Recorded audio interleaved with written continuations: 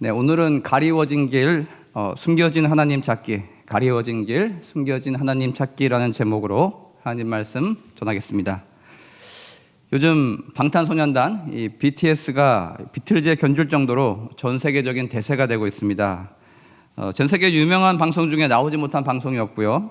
전 세계 유명한 음악상 중에 그래미상을 제외한 타지 못한 상이 없을 정도입니다. 현재 신곡 다이너마이트가 전 세계 라디오에서 가장 많이 송출되는 그런 노래라고 합니다. 이들이 왜 이렇게 선풍적인 인기를 끄는가에 대한 분석 중 하나가 참 인사이트가 있더라고요. 다른 아이돌 그룹은 상업적으로 그저 찍어낸 음악들을 공급하지만 이 BTS는 그들의 노래는 이 가사의 메시지가 다르다는 것입니다. 항상 어느 시대나 어느 나라나 이 청소년들 이들의 성장통과 이 방황기를 대변하는 이 뮤지션들이 항상 있어 왔다는 것입니다. 그런데 BTS가 이 역할을 해주고 있다는 것입니다. 그들은 자신들의 성장기를 직접 작곡과 작사를 통해서 자신들의 노래에 그렇게 담아내고 있다는 것입니다. 따라서 아미라고 불리는 어마어마한 팬덤을 형성하고 있는데 이 전 세계 청소년들이 이 가사에 저들의 마음이 녹아지고 있다는 것입니다. 뭐 이런 거예요. 그 방황한 청소년들이 네가 내 마음을 알아? 라고 할 때 어떻게 내 마음을 알았지?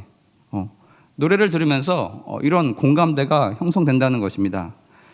여러분에게는 어떤 가수가 있습니까? 여러분의 청소년기를 돌이켜 봤을 때 여러분들이 푹 빠져 지내던 그런 가수 말입니다. 그런 노래 말입니다. 질풍노도의 시기에 그 파고를 여러분 바로 옆에서 손을 꼭 잡고 같이 맞아준 것 같았던 그런 노래나 가수가 여러분에게 있습니까? 그런 가수들은요, 나이를 먹고 나서 어느덧 중년이 되어도 또는 노년이 되어도 저들의 콘서트에 꼭 가고 싶은 마음이 든다는 것입니다. 왜냐하면 여러분, 정서적인 교감이 있었기 때문이에요. 대중음악의 공급자, 소비자 그 이상의 긴밀한 섬세한 감정의 교류가 있었기 때문에 결코 마음속에서 쉽게 가시지 않는다는 것입니다. 제게는 제 대학 선배이자 제가 초등학교 6학년 때 대학가요제에서 그대에게라는 노래로 대상을 탔던 이 신해철이란 가수가 바로 그런 존재였습니다. 이 가수가 왜 제게 그런 의미를 갖게 되었는지 한번 오늘은 좀 제 얘기를 들려드리고 싶습니다. 어떻게 이야기를 시작할까요? 여러분, 사람은 태어날 때 인생의 가장 큰 과제를 모두 다 하나씩 안고 태어납니다. 그것은 바로 하나님을 살아있는 동안 찾아야 되고 발견해야 되고 만나야 된다는 것입니다. 그러나 여러분, 이게 쉽지가 않다는 거예요. 왜 그렇습니까? 악한 마귀의 온갖 방해와 계율로 인간은 태어날 때부터 하나님에 대한 기억이 지워진 채로 말소된 채로 태어나게 됩니다. 따라서 여러분, 하나님에 대해서 누군가 반드시 알려줘야 됩니다. 들려줘야 됩니다. 이를 위해서 우리 교회가 있는 거고요, 저와 같은 목회자가 있는 거고요, 성도님들이 계시다는 것입니다. 특히 하나님께서 인간의 모든 죄를 다 도말하기 위해서 자기 아들을 대속물로 내어주신 주님의 십자가가 증거되어야 합니다. 이를 듣고 믿어야지만 인간은 하나님에 대한 기억이 비로소 복구가 된다는 것입니다. 여러분이 너무나 간단해 보이는 오형리의 원리를 깨닫기까지는 너무나 오랜 세월이 걸렸다는 것입니다. 중1 때로 기억합니다. 제 안에 자아가 막 일어나기 시작했을 때, 분명한 자신만의 목소리를 내기 시작했을 때, 그때부터 하나님을 만나기까지 대략 20년간을 매일매일 저는 정말 괴롭게 살아야 했습니다. 왜냐하면 여러분, 철학적인 실존과 존재에 대한 질문이 다음과 같죠. 인간은 어디서 와서 무엇을 위해 살다가 또 어디로 가야 하는가? 여러분, 이 질문이 제 안에서 끊임없이 이는 파도와 같이 제 마음을, 제 의식을 계속해서 때렸기 때문입니다. 그때 저는 제 자신이 깎여나간 느낌이었습니다. 만일 오늘같이 읽은 로마서 11장 36절 이는 만물이 주에게서 나오고 주로 말미암고 주에게로 돌아감이라, 이 구절을 제가 어릴 때부터 알고 이해하고 있었다면 얼마나 좋았을까요? 만물이 주에게서 나오고, 이것은 여러분, 인간의 육신과 영혼과 같이 이 세상에는 눈에 보이는 것과 보이지 않는 모든 것들이 창조주 하나님의 손길로부터 창조되었다는 그런 말씀입니다. 연이어 우리의 영혼은 지금도 하나님께서 불어넣어 주시는 숨결을 따라 생기의 숨결로 인하여서 우리 육체 가운데, 저와 여러분의 육체 가운데 심겨졌다는 것입니다. 주로 말미암고 이 뜻은 무엇이겠습니까? 인생을 자기 마음대로, 자기 마음이 그냥 그저 원하는 대로 막 살다가 그렇게 가야 하는 것이 아니고, 우리를 이 땅에 보내신 하나님, 하나님께서 부해 주신 생명과 소명을 따라 그렇게 인도하심을 따라 살아가야 한다는 그런 이야기입니다. 주에게로 돌아감이라. 결국 우리 모두는요, 이 세상 가운데 우리를 보내신 태초에 하나님이 계신 곳으로 다시 돌아가게 된다는 뜻입니다. 성경에 이렇게 분명한 답이 있는데 이 답을 찾기까지 그럼에도 불구하고 저는 너무나 긴 방황의 세월을 보내야 됐습니다. 저는 중학교 중1 때부터 이 존재에 대한 질문이 저를 항상 괴롭혔어요. 그것은 아마도 그때부터 대략 한 달 주기로 저를 찾아왔던, 정말 하루 종일 아무것도 못하고 죽은 듯이 그저 누워 있어야만 했던 극심한 두통이 저를 괴롭혔기 때문일지도 모르겠습니다. 그때 고통 중에 누워서 죽음에 대해서 참 많이 묵상했던 시기였습니다. 병원에 가도 이를 모를 이 병, 정말 스스로 죽기를 자초할 만큼이나 심각하게 저를 정기적으로 찾아와서 육신의 고통을 주었기 때문입니다. 중고생 시절 저를 내내 괴롭혔던 이 병이 사라지고 나서 제가 건강을 회복했을 때 아버지께서 한 번은 지나가는 말투로 이렇게 말씀하시더라고요. 그때 나는 내가 오래 살지 못할 것 같다는 생각이 들기도 했다. 그래서 그런지 이 존재에 대한 존재의 기원과 이 방향과 이 결말에 대한 질문이 항상 저를 괴롭혔습니다. 내신 시험 준비하려고 밤을 새고 있었을 때 독서실에 공부하다가 창에 비친 제 얼굴을 마주하게 되면 저는 너무나 당혹스러웠어요. 너는 도대체 누구이고 어디서 와서 무엇을 위해 살다가 어디로 가려고 하니? 이 끝도 답도 없는 질문에 사로잡혀서 공부가 손에 잘 잡히지가 않았습니다. 그래서 여러분, 대학을 진학하게 됐습니다. 빡빡한 고교 입시를 마쳤으니까, 이제 병도 사라졌으니까 제 안에 있던 이 질문이 그만 곧 사그라들 줄 알았습니다. 근데 여러분, 이게 사람이 시간이 많으면 더 공상에 빠지게 되더라고요. 이 질문이 더욱더 집요하게 제 심장과 제 심령을 옥죄왔습니다. 그래서 중학교 때부터 대학 때까지 신해철의 음악에 저는 푹 빠져 지냈습니다. 그는 철학가답게 그의 가사를 보면 인생의 길을 몰라 헤매는 자신의 묵상과 묵직한 철학적인 고민에 대해서 참 깊이 있는 메시지를 가사 속에 담아내고 있었습니다. 제목이 이래요. 길 위에서. 우리 앞에 생이 끝나갈 때 나에게 쓰는 편지, 껍질의 파괴, 절망에 관하여, 불멸에 관하여, 민물장어의 꿈. 정말 제목만 보아도 여러분 묵직해 보이는 인생의 그 질문을 담고 있는 그런 노래였다는 것입니다. 그러나 얼마 전이죠. 아마 제 나이로 기억합니다. 46세에 그는 갑작스러운 의료사고로 안타깝게 삶을 마감하게 됐습니다. 목사가 된 제가 미리 찾아가서 전도하지 못한 것이 참 아쉽습니다. 저는 BTS의 그 아미들처럼 청소년 시절부터 그의 노래와 가사를 너무 좋아했었습니다. 어떻게 내 내면에 진행된 일을 그렇게 자세히 알고 있고 그렇게 잘 노래할 수가 있는지 그저 신기할 따름이었습니다. 여러분, 그 노래를 듣고 있자면 저의 슬픈 마음에 동감해 줄 뿐 그 위로에 그치고 말 뿐이었습니다. 그 다음에 나아갈 방향이 무엇인지 그도 답을 몰랐기 때문에 잠시 위로는 해줄 수 있을지언정 같이 더욱더 깊은 수렁으로 빠져드는 그런 느낌이 들 뿐이었습니다. 예수님을 믿으면 초등학생도 쉽게 답할 수 있는 질문에 그는 자신도 답을 찾지 못했기에 괴로웠을 뿐더러 그의 음악을 듣는 사람들까지도 더욱더 깊은 수렁과 방황으로 이끌 뿐이었습니다. 이래서 여러분, 하나님을 아는 지식이 없으면 내 자신을 아무리 들여다보아도 내가 누구인지 결코 알 수가 없다는 것입니다. 즉 내가 어디서 와서 무엇을 위해 살다가 어디로 가야 하는지를 몰라서 계속해서 방황하는 인생을 살 수밖에 없다는 것입니다. 다만 그와 같은 지식인들은요, 그 방황을 정말 멋지게 철학적인 가사로, 철학적인 메시지로 그렇게 고상하게 표현할 뿐이고, 배움이 빈약하신 분들은 개똥철학으로 내가 살아보니 다 이런 거야, 삶은 다 이런 거야, 그렇게 이야기하다가 삶을 허망하게 마감하게 될 뿐입니다. 그러나 저는 당시 하나님을 알지 못했기 때문에 대학을 진학하고 나서도 10년이라는 세월 동안 이 질문에 대한 답을 찾을 수가 없었습니다. 그래서 경영학도였던 저는 당시 몸담고 있던 동아리에서 농담반 진담반 철학가라고 불렸습니다. 맨날 이런 고민에 휩싸여가지고 심히 괴로워하고 있으니 동아리 선후배들이 제게 붙여준 별명이었어요. 당시 저는 과 동기 중에서 1학년 때부터 회계사가 되겠다고 매진하는 친구들을 볼 때마다 정말 한심하게 생각했습니다. 저는 속으로 생각했어요. 아니, 저 친구들은 인생의 목적을 알기는 하는 건가?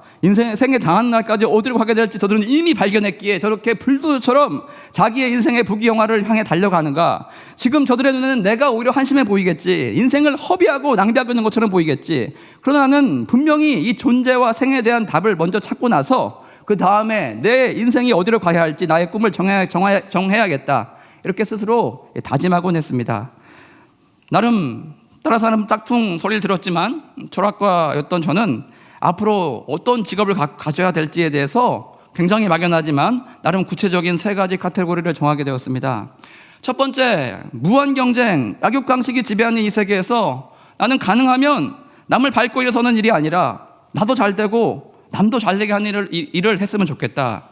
둘째, 나 때만 진리이다가 이후에는 진리가 아닌 것들을 위해서 평생을 바치게 된다면 내 인생이 허망할 것 같다. 나는 항상 늘 진리인 것만을 다루는 일에 헌신하고 싶다. 셋째, 빠르게 변하는 세상에 나 때만 잠시 있다가 사라지는 직업이 아니고 내가 죽어도 세상이 끝나는 마지막 그날까지 계속 이어질 직업이었으면 좋겠다. 내가 그래서 그 체인의 굵은 한마디를 담당하는 그런 인생이 되었으면 좋겠다. 이렇게 생각했습니다. 나름 거창하지만 매우 추상적인 이 목표를 가지고 삶의 생에 대한 답을 찾으려고 헤매었지만 저는 인생의 주인 되시는 하나님을 몰랐기 때문에 더욱더 큰 미궁으로 빠져들 수밖에 없었습니다. 그렇게 여러분 2년이라는 세월을 헤매고 나니 어떻겠습니까? 학점은 바닥이었어요. 너무나 아까운 2년의 세월이 그냥 흘러가 버렸습니다. 그때 다들 군대를 가기 시작하더라고요. 그때 저는 생각했습니다. 잃어버린 세월에 대한 보상을 받기 위해서라도 나의 이 숙제를 더욱더 가능할 수 있는 시간이 많이 보장되는 군대에 가야겠다. 그래서 그런 결심이 섰기 때문에 제가 카투사에 지원하게 되었습니다. 영어를 더 배우기 위해서 그런 목적이 아니었습니다.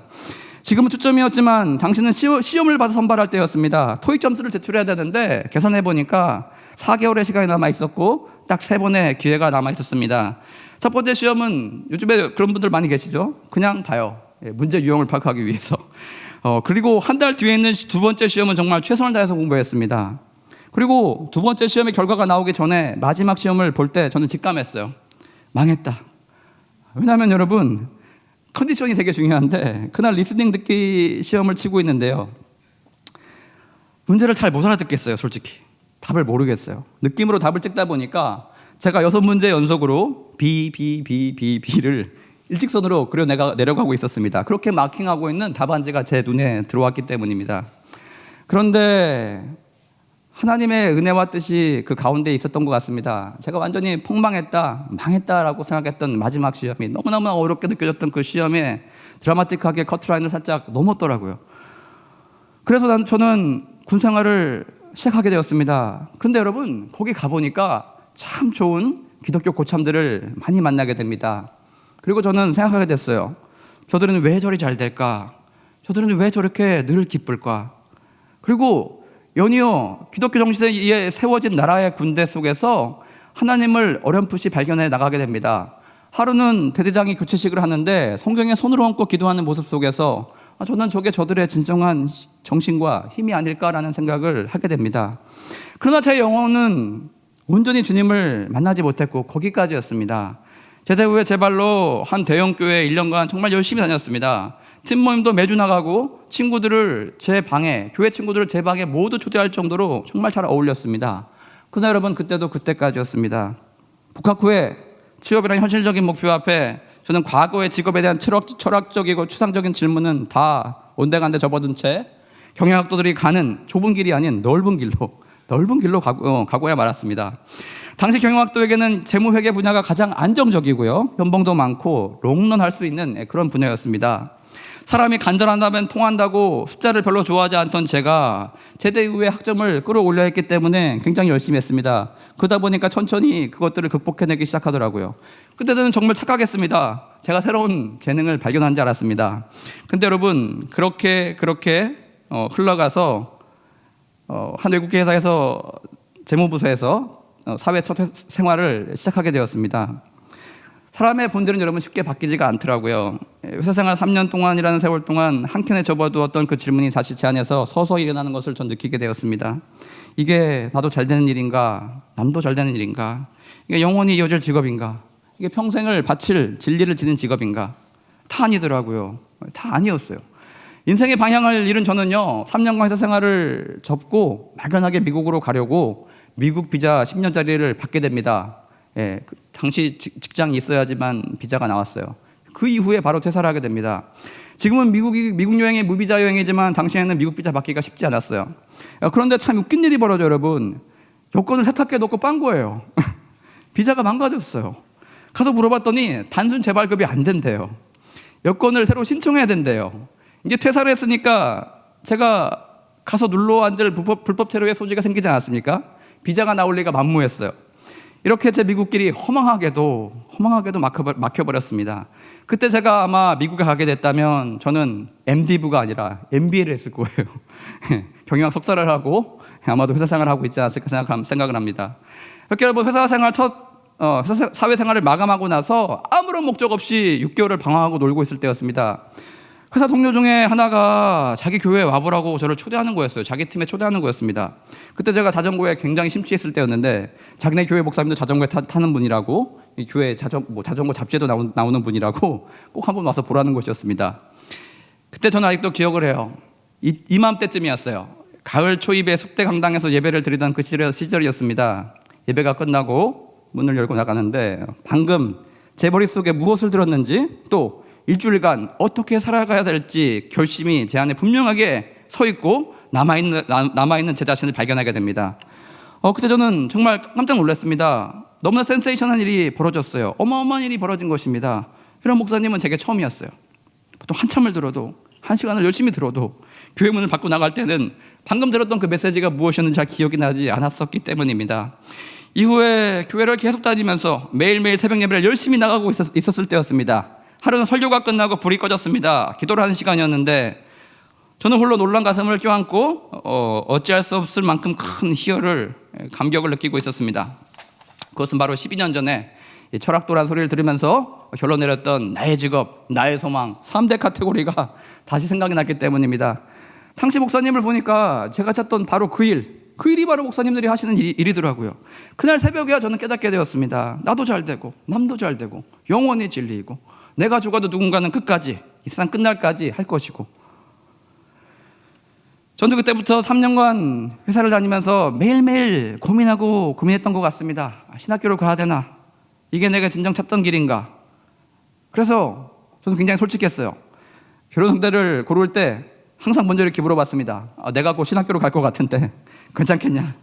막연히 이 질문에 여러분 예스라고 하는 자매를 만나겠다라고 생각했고, 이 질문에 내가 대학 때부터 사모하면 잘하겠다라는 얘기를 많이 들었다고, 이게 무슨 길인지도 잘 모르고 괜찮을 것 같다고 대답한 지금의 제 아내와 결혼을 하게 되었습니다. 이런 고민이 진지하고 무겁게 저를 코너로 몰아붙이자 하루는 새벽에 전 목사님을 찾아갔습니다. 신학교 가고 싶다는 말씀을 같이 탄 엘리베이터에서 잠시 나누게 되었습니다. 여러분, 우리 목사님은 항상 동일하십니다. 지금이나 그때나 모든 신학의 길을 가려는 사람들에게 항상 같은 답을 주십니다. 왜 가려고? 지금 다니는 직장에서 잘 다녀요. 그리고 나서 몇 년이 흘렀어요. 우연히 한강에서 같이 자전거를 타던 날이 있었습니다. 그때 목사님을 같이 만나서 타게 되었는데 목사님 제게 물으시더라고요. 요즘 뭐 하세요? 뭐 하고 지내요? 라고 물었을 때 저는 목사님 총신대 신학대학원 1학년 1학기 재학 중입니다 라고 말씀을 드렸습니다. 그때 목사님이 하신 말씀이 세상에서 가장 따뜻한 음성으로 제 기억 속에 오랫동안 생생하게 남아 있습니다. 목사님이 이렇게 말씀하시더라고요. 잘했어. 근데 지금도 가끔 농담하십니다. 그때 내가 말렸는데 갔다고 이렇게 농담하시죠. 오늘은 숨겨진 하나님 찾기란 제목으로 제가 목사가 된 과정에 대해서 한번 같이 나누어 보았습니다. 여러분, 정리하자면 세 가지 메시지로 기울일 수 있겠습니다. 첫째, 여러분 복음의 프로슈머가 되시기 바랍니다. 복음을 단순 소비하는 그런 소비자가 아니고 이제는 여러분 복음을 확대, 재생산시키는, 유통시키는 여러분 그런 공급자가 되어주시길 소망합니다. 저는 지금도 가끔 원망이 됩니다. 그렇게 하나님을 몰라서 인생을 방황하던 제게 누가 하나님에 대해서 진지하게 소개시켜 주었다면, 성경을 정말 진지하게 누가 가르쳐 주었다면, 하나님의 말씀을 붙들고 하나님의 말씀을 저를 붙들고 그렇게 가르쳐 주었다면 저의 방황은 그렇게 길지 않았을 것입니다. 따라서 저와 같은 영혼의 방랑자들에게 여러분 전도하시기 바랍니다. 제가 대학 경영학과 4인방으로 친했던 친구 중 2명은 청년부 회장이었습니다. 제가 가장 친하게 지냈던 하숙집 대학 선배는 목사님의 아들이었습니다. 제 순장님은 제가 순장님 성령이 뭐예요? 라고 물어봤을 때 그런 게 있어요 라고 제한적으로 대답해 줄 뿐이었습니다. 그래서 여러분, 저들은 저와 함께한 그 많은 시간 속에서 저를 하나님께 인도해 주지 못했습니다. 따라서 여러분, 주변들 영혼에 대해서 여러분 책임감을 가지시고, 내가 이 하나님 모르는 이 영혼, 내가 하나님께 이끈다는 마음으로 하나님 말씀을 여러분 열심히 배우시고 또 그들에게 가서 가르치시길 바랍니다. 그저 가란 내 영혼 채우려고 말씀 듣는 것이 아니라 한 영혼을 건져내야겠다는 그런 생각으로 하나님 몰라 고통받고 있는 많은 영혼들에게 다가가는 여러분 되시길 바랍니다. 그래서 여러분, 성경을 누군가에게 가르칠 수 있을 정도로 여러분 열심히 배우시기 바랍니다. 로마서 11장 36절의 뜻이, 이 말씀이 무엇을 뜻하는지 여러분 설명해 줄 수 있을 정도로 그렇게 성경에 정통하시길 바랍니다. 실제로 여러분, 하나님의 크신 계획을 믿으시기 바랍니다. 하나님께서는 구원하시러 작정하신 이들을 모든 이들을 어떤 형태, 어떤 과정을 통과하게 하실지라도 반드시 불러내 주어서 건져내 주신다는 것입니다. 따라서 여러분, 오히려 어거스틴과 같이 나중된 자가 먼저 되고 나중된 자가 더 크게 되는 그런 은혜가 있다는 것입니다. 주변에 믿음 없어 보이는 많은 사람들, 여러분 끝까지 포기하지 마시고 계속해서 기도로 중보하시면서 여러분 전도의 기회를 찾으시길 바랍니다. 하나님의 때 하나님께서 저와 여러분과 같이 분명히 만나주시고 건져주실 것입니다. 마지막으로 여러분, 코로나 시대에 우울증에 빠지기 쉬운 여러분 하나님이 누구신지 알고 하나님을 경배하는 삶이 무엇인지 알고 있다면, 하나님 예수님의 그 십자가를 생각하면 여러분의 눈물을 지을 수가 있다면, 여러분 이미 그것만으로도 인생의 큰 숙제를, 가장 큰 배점이 배정된 그 숙제를 여러분 이미 너무나 잘 끝내신 여러분이십니다. 이미 여러분은 95점이에요. 이미 술을 받아 놓으신 것입니다. 이미 여러분의 학점은 A0과 A+입니다. 나머지 세상 관점에서 1점인 것들, 부귀와 영화와 건강과 명예들, 우리 삶에 있어서 정말 부수적인 것들, 그런 것들이 좀 결여됐을지라도 여러분 자신감을 가지시고 여유를 가지시고 하나님으로 인해서 행복을 누리신 여러분 되시길 바랍니다. 인생의 가장 큰 질문에 대한 답을 여러분은 이미 찾으셨고요, 그분을 이미 누리고 계시고 여러분 그분을 이미 마음속에 품고 계십니다. 이렇게 하나님 한 분만으로 행복해지시는 저와 여러분 되시길 소망합니다. 다 같이 우리 주님 한 분만으로 찬양하고 그 다음 나가겠습니다.